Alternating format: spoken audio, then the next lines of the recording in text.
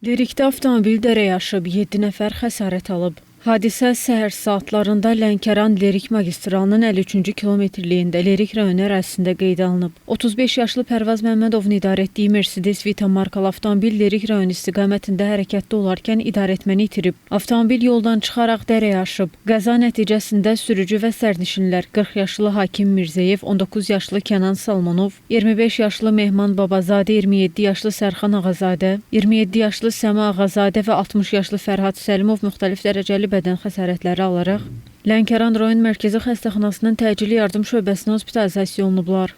31 dekabr 2025-ci il tarixində saat 10:15 radələrində Lerik rayonu ərazisində baş vermiş yol nəqliyyat hadisəsi səbəbilə xəsarət alan 7 nəfər, biri qadın, 6 kişi olmaqla Lənkəran rayon mərkəzi xəstəxanasının təcili yardım şöbəsinə hospitalizasiya olunub. Onlara bədənin müxtəlif nahiyələrinin çoxsaylı travması diaqnozları təyin olunub.